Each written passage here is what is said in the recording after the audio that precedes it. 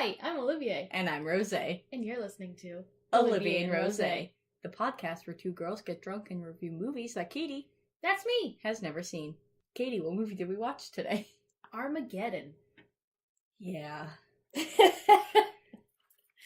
We are reeling from that movie. Reeling. Didn't remember how sad that movie was.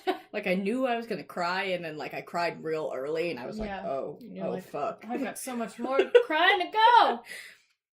Okay. Yeah. As Oprah would say, I ugly cried. Like Kim. Yeah. Alright, so, Armageddon. It was released in 1998. It was directed by Michael Bay. Oh, no wonder. Yeah. Remember when it started and I was like, oh, I know, feel different about this. Like, the first part where it's, exploding, I was like, yeah. Oh, I can tell Michael Bay directed this. It was written by, I meant to look this up, Jonathan Hensleigh and J.J. Abrams. It is 2 hours and 31 minutes. Wow. That actually didn't feel that long.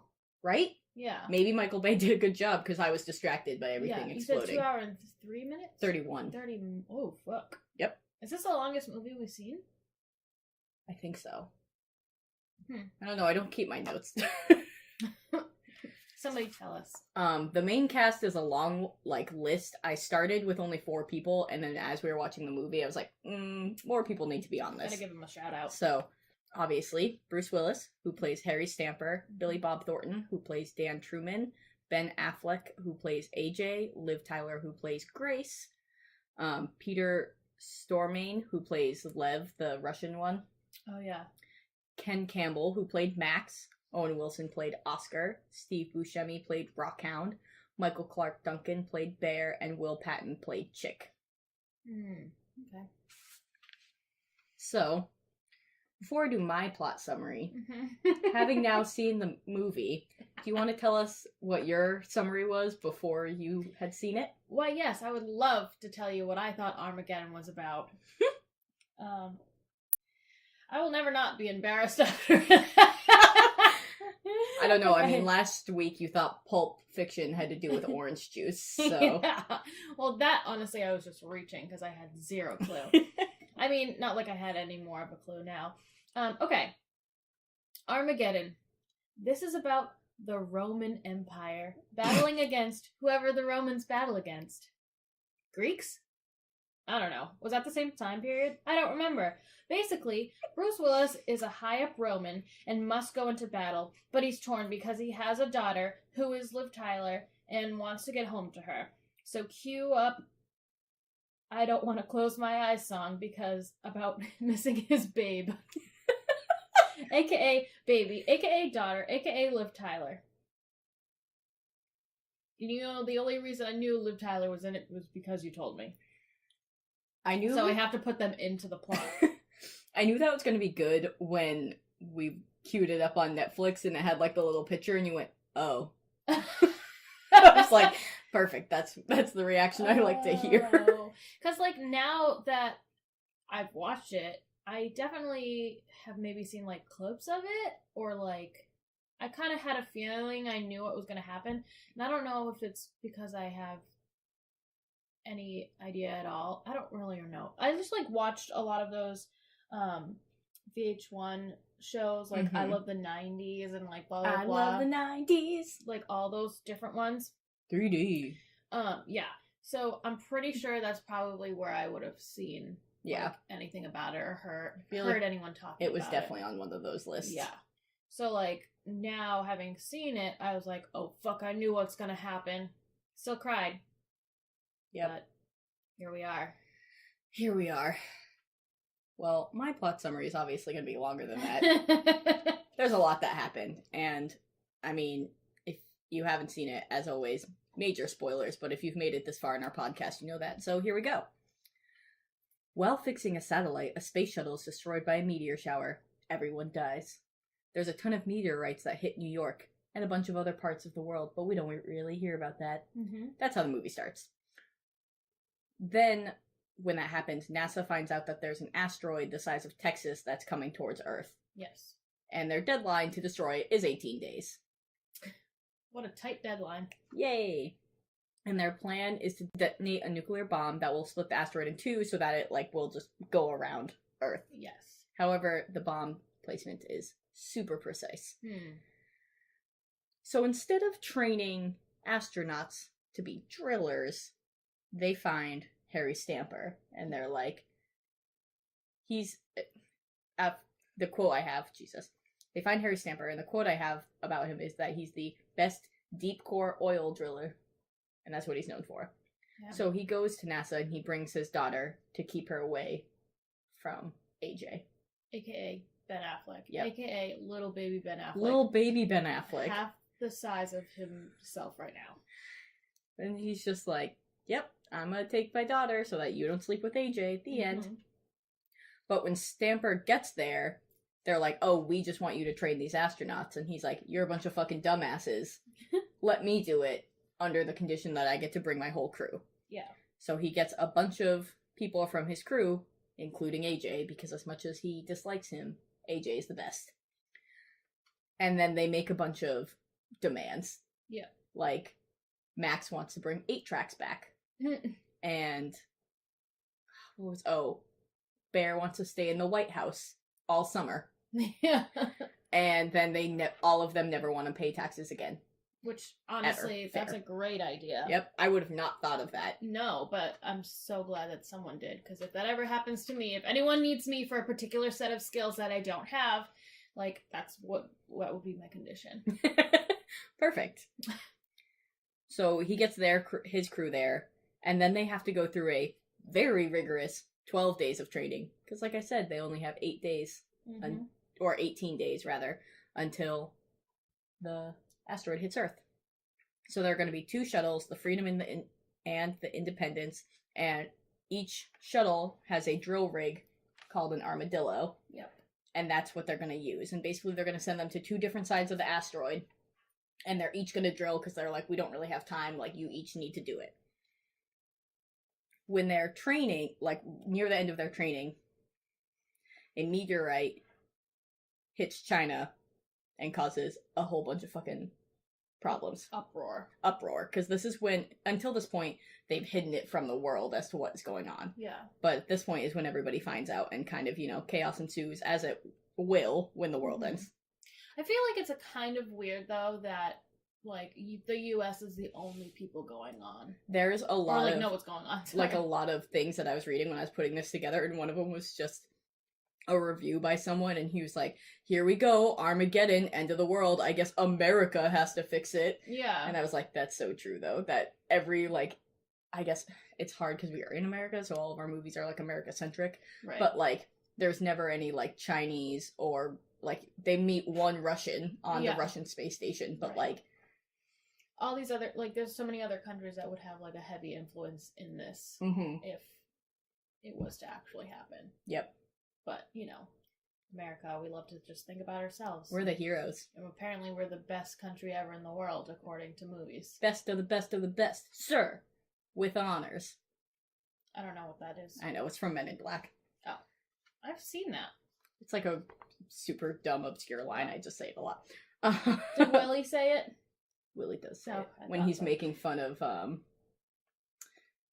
when they're, like, doing their training, some guy's like, the best of the best of the best, sir. And then Willie's like, best of the best of the best, sir, with honors. Oh, yeah. Like that guy over there. Oh, I remember that in the very beginning. Like, trying to pick somebody. Sorry, back to the movie on hand. So the Freedom and the Independence are launched, and they both dock on this Russian space station because they're going to refuel. So the plan is, like, they're going to launch, they're going to refuel on the space station, they're going to do this weird slingshot thing around the moon, and then they're going to land on the asteroid. Jobbed. That's not how it goes, though. Yeah, basically, anything that could go wrong went wrong. Yep. So I had the most terrible anxiety in the entire movie.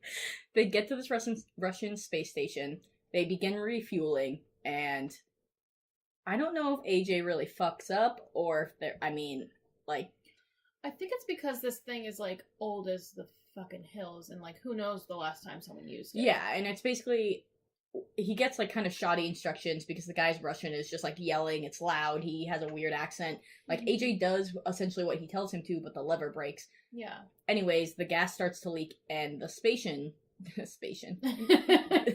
that's my new inventive word for space station. The station. Yeah.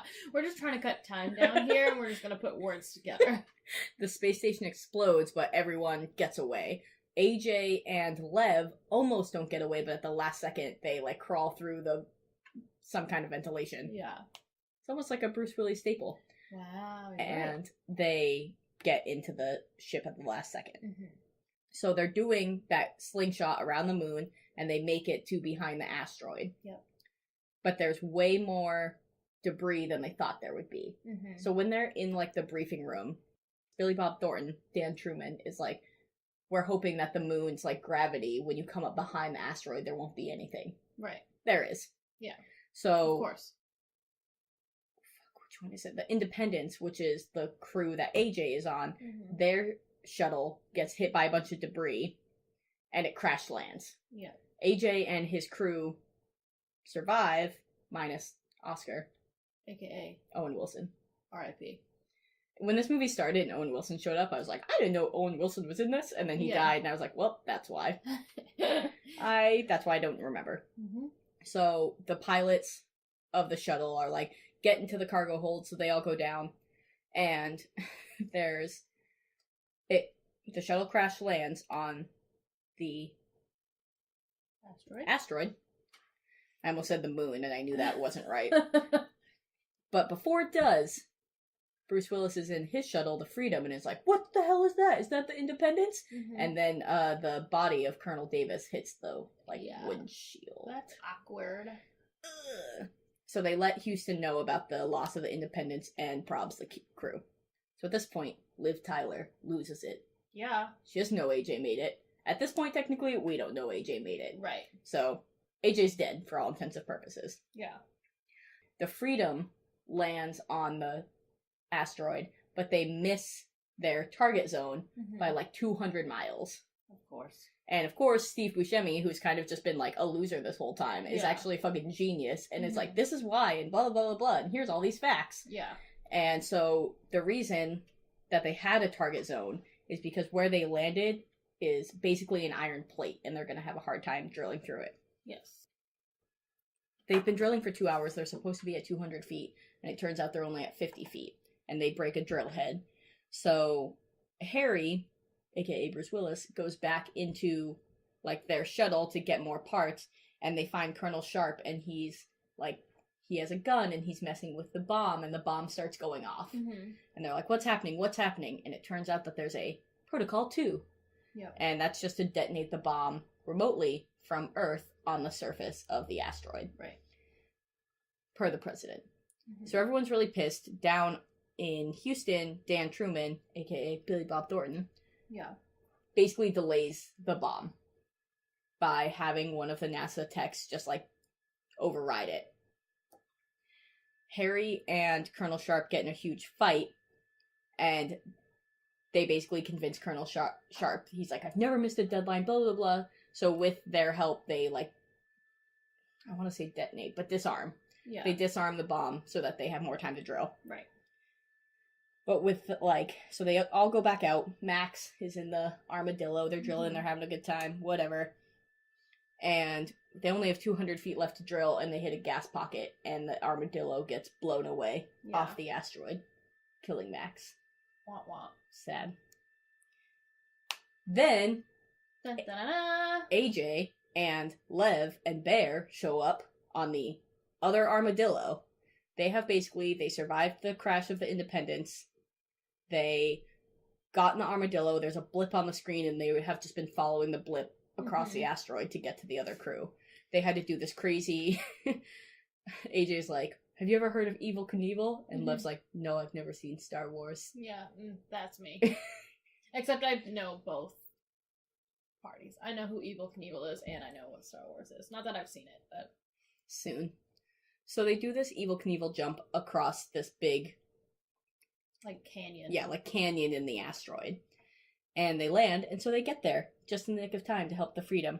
And they finish drilling, and they are ready to lower the bomb in. However, before they lower the bomb in, Colonel Sharp and Gruber are like trying to do the like set the bomb up. And I wrote, this is where the term, at least it can't get any worse, really comes into play. Because a storm comes and it fucking kills Gruber and just damages the remote detonator. Yeah. So now, someone has to stay behind and detonate the bomb. Mm-hmm. So they all draw straws. And poor AJ gets the short straw. And Harry's like, it's okay, like, I'll take AJ down. So they go down in the little elevator to the, like, surface of the asteroid. And AJ's like, tell Grace, like, I'll always be with her. And I love her. And Harry's like, yep, I'll do that. And then fucking, like, switches places with him at the last second. Yeah. And he tells AJ, like, you know, I've always thought of you as my son. And, like, I would be happy for you to marry Grace. And then he's like, bye, kid, love ya. And AJ's like, no, Harry, no, I love you. And then he goes back up on the ship. And so the Freedom gets prepared to take off, and Harry is going to detonate the bomb.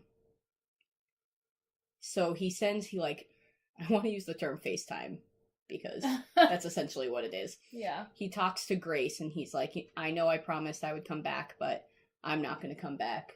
Mm-hmm. But, like, you're going to marry AJ, and I love you, and everything's great. Okay, bye. It's fine. I'm not crying. I'm just going to drink my rosé. Yeah. Because that'll help. Yep. I can't do father-daughter stuff. I know. It kills me. Especially with, like, talking about the marrying thing, and he's like, I wish I could walk you down the aisle, and I was like, shut the fuck up, Bruce! It's fine, Bruce, it's fine. We all were thinking it. You didn't have to say it. Okay? So, the Freedom manages to take off, but they do have some, like, issues with the engines, but they fix it. And they take off, and then Harry falls down like a shaft. Mm-hmm. But at the last second, he detonates the bomb at the exact time, splits the asteroid, saves the planet, and sacrifices his own life in true action hero Bruce Willis style. Oh, God, seriously. So, back on Earth, they land. Mm-hmm. They're celebrating with everybody. Like, Chick reunites with his estranged wife and his cute little son. Mm-hmm. AJ and Grace are totally in love. Yep. Bear just cries because he's Bear. And Rockhound meets up with, like, the hooker. The stripper that he bought the night before they left. Paid for. Yeah, whatever. Ordered, tipped. I don't know, whatever you do with He made strippers. a hurricane on her ass. True.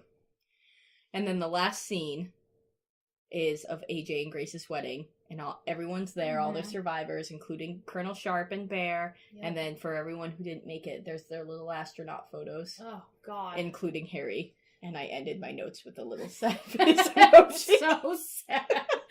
Oh my God, it looks so sad. It's like, including it's Harry. It's so true. I actually couldn't look at that because I was trying to compose myself at that point in the movie. And if I had looked at his face, I would have cried more. Also, at that point is when... Technically, you were right when the song's like, I don't want to close my eyes. Jesus Christ, Steven Tyler. Yep. What the fuck? Yep. Whew. So crazy. So did he write that song for the movie? Do you know? Don't know. Let's find out. Dun dun dun dun dun. That. Google machine. What did we ever do without smartphones? Gives us all the information we need. I don't want to miss a thing. Okay. 'Cause I don't want to miss a thing. Even when I dream of you. The sweetest thing I It's all just lyrics. Okay, here's a Wikipedia article. I Don't Want to Miss a Thing is a ballad performed by American hard rock band Aerosmith for the 1998 film Armageddon, which Steven Tyler's daughter Liv Tyler starred in. So yes, it was written for Armageddon. Okay. Well, fuck. Then he was definitely trying to make it super fucking sad. But also, I screenshot this thing when the movie started, and I know we already talked about Michael Bay, but I was like, I wasn't sure if you would, like, make that connection, so I was looking up other movies that he did. Yeah. And it didn't see, like, all the ones I was looking at, I was like, I don't think she's seen any of these. But so I went to his Wikipedia, and this is, like, the first line in his Wikipedia. Michael Benjamin Bay is an American filmmaker known for directing and producing big-budget, high-concept action films characterized by fast-cutting, stylistic visuals and an extensive use of special effects, including frequent depictions of explosions. And I was like, yes. okay, that's exactly what I needed it to say. Oh, so yeah. It's a sad movie. I know, sorry, I was yawning. I'm tired from crying. Oh, man. Don't wanna miss a thing. I cannot stop singing that in my head. Alrighty, so, Katie, what time is it? Give me the fun facts. Yep. I forgot what I say. I will preface this with, this movie is not highly rated. Really? And a lot of people don't like it. Huh. And so I had a real hard time finding fun facts. Most of the facts I found were about how the actors either refused to work with Michael Bay again, or argued with him during the whole filming, or just like, in general, hated doing this movie. I'm pretty sure I have a quote that says Steve Buscemi only did it because he wanted a new house. So, Wow. These fun facts are less fun and more just facts. I just want to angry. preface that. This is so interesting. Is Michael Bay like... Is it him? Yeah, He must be. A lot of people just don't like Michael Bay. I also want to He's see... like an artiste. I think I have to actually Google it. I looked up the Rotten Tomatoes on it because I was like, I want to know what people think. Yeah. Let's see. Rotten Tomatoes audience score for this is 73%. Mm-hmm. It's like, you know, average. 38% by critics. Okay. And let me just... These are some of the critics' reviews for Armageddon. Armageddon is big and noisy and stupid and shameless, and it's going to be huge at the box office.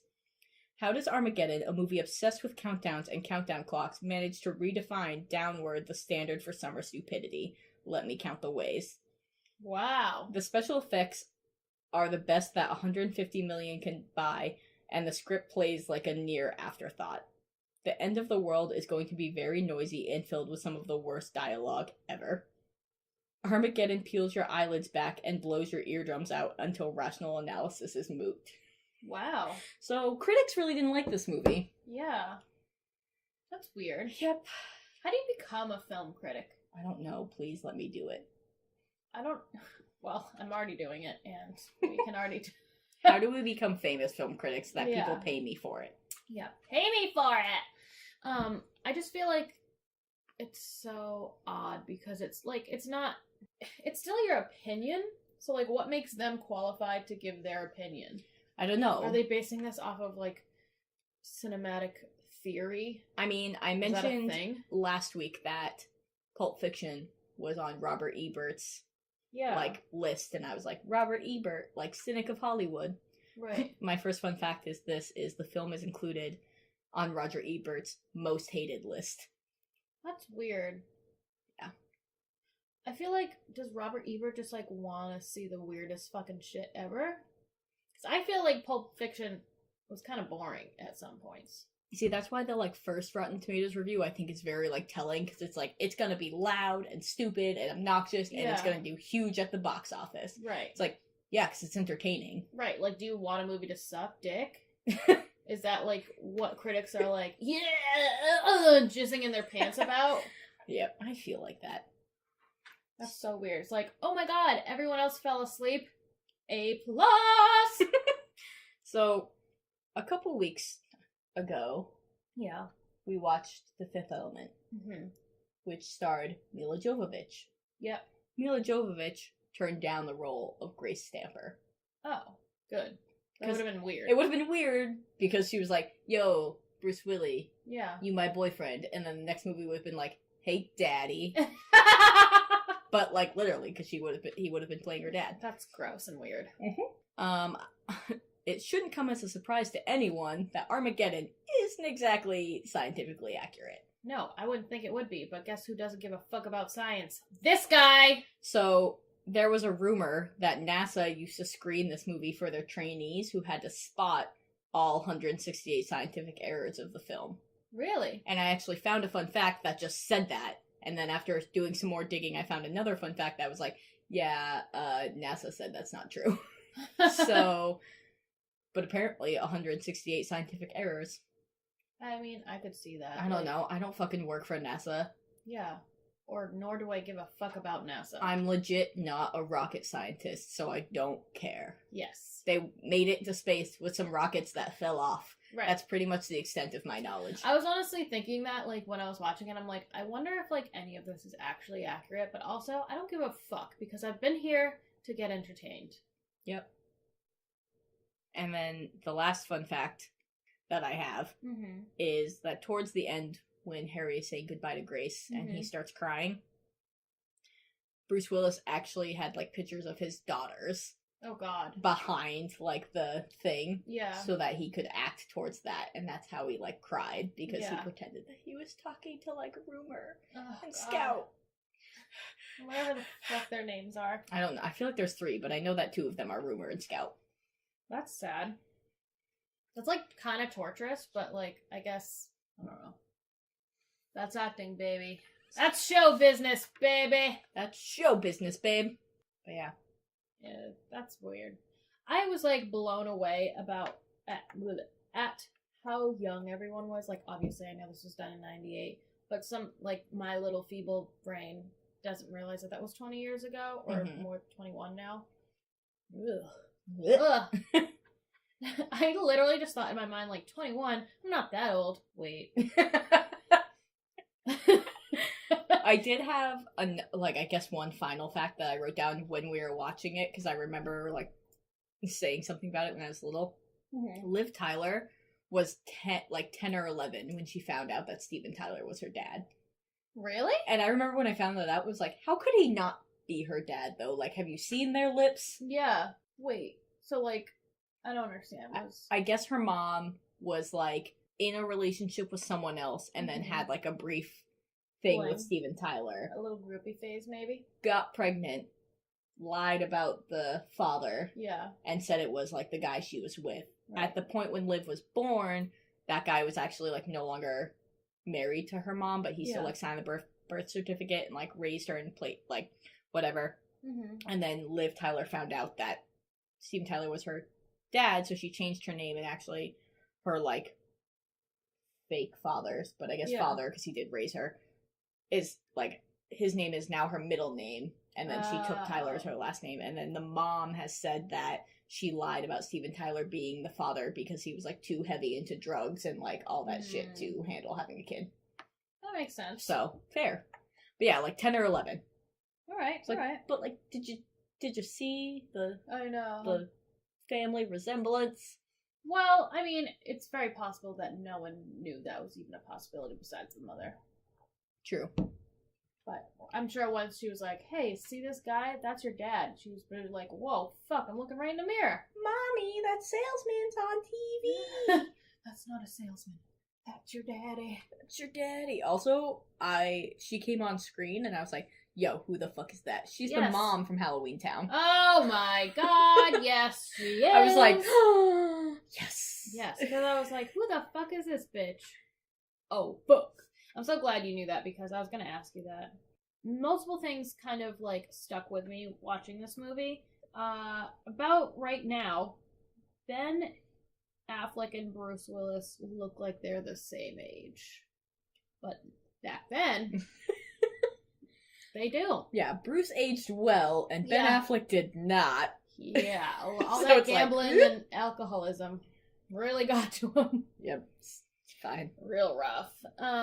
And also, Steve Buscemi literally got weirder with age. Like, he looks like kind of normal in this movie, and I've seen him as of late, and that motherfucker looks rough. The whole time I was watching this movie, all I could think about was how Steve Buscemi, like, really freaks me out, but I think his voice is really intriguing. And then all I could think was, well, yeah, like, he's Randall from Monsters, Inc. Like, that's why I really like his voice and nothing else about him. Who's Randall? The purple bad monster. Oh, yeah! I didn't know that. Yeah, he's Randall. Oh, yep, that all makes real and I was sense like, now. He has a great voice. He should be a voice actor. Right. And that's yeah, it. who let him into face acting or whatever Those the big fuck. eyes. That was another thing. Like, I feel like people are always getting, like, super critiqued on their looks for, like, Hollywood, but, like, who the fuck let him in? I was looking at his teeth because he was, like, upside down going up in the rocket ship, and I was like, that one's, like, poking out of his mouth. Like, one of them's just, like, out of the mouth. I don't know, teeth are hard, though, because even, like, in this movie, Bruce Willis's teeth are all, like, jaggedy. I'm like, yeah. How, like, who has fake teeth on to make you, like... Yeah. But is it mostly his bottom teeth that are jagged? Because those ones, no one really gives a fuck about. True. They get covered when you smile. That Steve Buscemi, though, like, there's just, like, so much wrong with that face that I'm like, who let him on screen? I was talking to my roommate the other day about how a running theme on this podcast is that men are just fucking idiots. Yeah. And I use the example in Boondock Saints when Willem Dafoe dresses up as a woman. And I was like, let me tell you, like, Willem Dafoe does not make a good woman. Like, the only other person who would make a worse woman, and I went, is Steve Buscemi. And my roommate was like, that's exactly what I was gonna say. Yep. Yeah. He barely makes a good man. He doesn't, actually. Yeah, it's... Ooh, on that note, we're gonna start the Fuck, Marry, Kill segment. Shit, I forgot about this segment. And all right. Get it ready, ladies and gentlemen. The main cast was long, so this segment, we gotta go through a lot of people. I'm gonna be fucking and marrying and killing a lot of bitches. I don't know which way to go. I think I'm gonna start from the bottom, so we get to Bruce Willis last. Okay, so Will Patton, who played Chick. Michael Clark Duncan, Bear. Steve Buscemi, Rockhound. Owen Wilson, Oscar. Ken Campbell, Max. Peter Stormain, I think, Lev. I can't read my own writing. Peter Stormain, Lev. Liv Tyler, Grace Stamper, Ben Affleck, AJ Frost, Billy Bob Thornton, Dan Truman, Bruce Willis, Harriet Stamper. Okay. Are we gonna put Sharp in there, or did you already? And Colonel Sharp, played by some guy. I don't give a fuck. Some guy. I know who he is. Yeah. I see his face. Yeah, so Colonel Sharp, fuck, marry, kill. Kill. Really? I'd fuck him. Really? Yeah. Okay. I just, like, I don't know. It's like personality and attitude really make all the difference. I feel like I'm thinking of another character that he plays, which is why I have that reaction. Could be. I feel like I just, like, don't like people who take blind orders. Yeah, who is just like, I'm gonna do this! Like, that can't think for themselves. So basically, anyone in the military. Don't date a military man, Katie. Yeah. William Fichtner. What the fuck else is he? I mean, I know he plays a bad guy in the other thing I'm thinking of. Yeah. But I just don't. But he's just so bad he's good and you're into it? So bad he's good. Okay, one, he was in Prison Break and I was fucking obsessed with that show, so that might be it. Yeah. But I feel like I knew him before. In The Longest Yard, the one with Adam Sandler. Oh, is he the warden? He's the captain. The, like, douchebag captain. Oh, of the prison guards? Yep. Yeah. I know. It's weird when, like... He definitely gets typecasted into things. Sorry, I'm still just scrolling back. I think that's it. I think I was thinking of... Okay. The captain in Longest Yard. Yeah. Okay, whatever. William Patton, Chick. Fuck, marry, kill. That's a great question. I might fuck him. Yeah, because he has, like, a gambling problem that I really can't deal with, but, like, and his hair kind of sucks, but, like, he seems like a nice guy. Okay. Bear. Oh. I might marry him. I feel like I'd marry Bear, too. Yeah. He's, like, a badass. Michael Clark Duncan, I feel like could play any character, and I'd be like, yeah, I'll marry him. Yeah, basically when they were, like, trying to get him, and he's just, like, on his fucking hog with his fringe and American flag vest shit, and he's just like, haha, you can't catch me, and it's just, like, so fucking hilarious. Yeah. Okay. Rockhound. Steve Buscemi. Kill. I almost said fucking kill. Oscar. Owen Wilson. Oh. I mean, I feel like we don't really get to see a lot of him, so I'm just gonna kill him. Okay. What about you? I feel like I would fuck him. Yeah. You're right, we don't get to see a lot of him, but I just feel like in true Owen Wilson fashion, he's just a good time. Like, he's always just loud and, like, obnoxious. Maybe I would fuck him. Yeah. Okay, I changed my answer. Okay. Max. The big guy. Kill him. He got his mom tattoo, like a mom heart tattoo. I'm killing him. Honestly, I think I might marry him, though, because he gets this mom tattoo, but then his mom comes in with a box of donuts, and, like, I'm fucking on board for a mom that brings boxes of donuts. That's true. So, yeah. If I get to marry into that, I'm in. He might smother you, though. That's fine. If I die with donuts, I'll die happy. Ain't that the truth? Lev, the Russian one. Oh, kill him. Yeah, he seems gross. He seems so dirty. I mean, to be fair, he's been on that thing for him by himself for 18 months, but like... But that also means he's probably mentally unstable, and I need someone a little more mentally stable. Yep. In my life. Alrighty, the only girl on the list, Grace Stamper. I'll probably fuck her. I don't know if I'd marry her. She kind of seems annoying. But, like, she's hot. Yeah. Yeah, fair. Yeah. AJ Frost. Ben Affleck. I might marry him. I feel like I would fuck him. Huh. Mainly just because I know it's Ben Affleck and I can't stand Ben Affleck, but like young Ben Affleck is where it's fucking at. That's true. Yes. But, yeah, but he seems like he's kind of like a go-getter, and just like making it like it's a dating profile. I'm like, I feel like he's like it's the go-getter. Dating game. He's starting to open his That's own what we're business. Calling this segment, is the dating game. Yeah, he's into the oil company. He's, like, actually really good at it. Like, he's gonna make some money. Like, I'm here for the long-term commitment. Perfect. Dan Truman. Billy Bob Thornton. Ooh.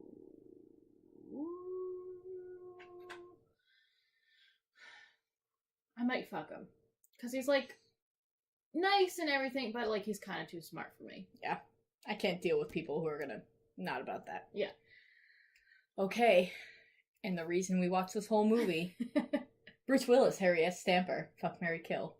I feel like it's weird because I've constantly compared him to my father, but I'd probably marry him. Right? He's Bruce Willis. Yeah. So, like, great. But also, Harry just seems like a fucking wild card, and I'm here for it. Yes. Is he naturally blonde? The whole movie, I felt like his hair was dyed. Right. I think he is naturally blonde, just not that blonde. Okay. It's very weird. I actually don't know. Yeah.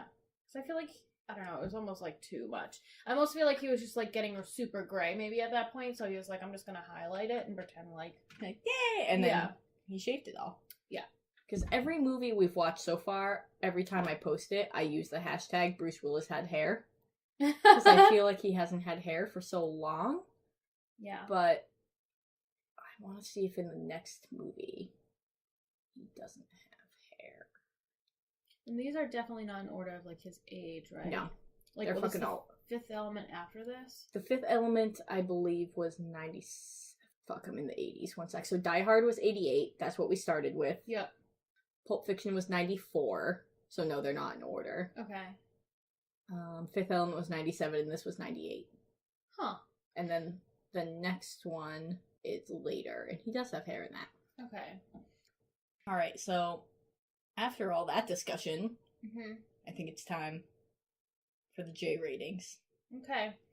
Dun, dun, dun, dun, dun. I don't know why I keep doing that. I think at the beginning, before we started this, I thought you were going to give it a fuck no. Yep. After watching you watch it, I think you're going to give it an it's alright. I'm going to give it... Hell yeah. I don't understand what's happening. I was doing so well for so long. I think it's just because, I mean, yes.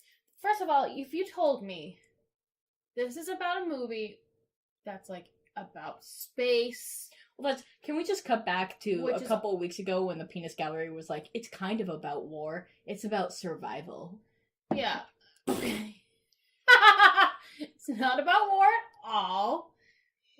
I could say survival. But, like, when he said that to me, I was just like, ew. Because I hate war and I hate space. And I was just like, great. This is going to be super annoying. So, I was originally going to do this movie last week, but I was really worried that if I put this right after The Fifth Element, you'd have a really hard time. Yeah. It actually wasn't that bad. And I almost think what did it more for me is, like, it's just like the people in it. Yeah. Like, Was it Samuel Jackson? Did Samuel do it for you? it's like almost like, okay, I think it's just like the kind of characters that are in it. So like if it was just all about people who were like at NASA and all those like fucking Billy Bob Thornton-esque people, like those parts bore me to death. But like the oil rig guys, and like they all have super interesting personalities, and they're like crazy and weird and like blue collar and fun and blah blah. Like I like that. You can relate. Yes. Relate. I can't to the relate to smart guys. people. I can only relate to blue collar people. Is basically what we're getting. Yes. Yes. Down to earth. Salt of the earth. We're in the earth now. We drill in the earth. We're earth drillers. I relate to. Sometimes if you just let Katie go, she'll keep going. So sometimes I just like to sit in silence to see what happens. I have to feel it. Have to feel the silence.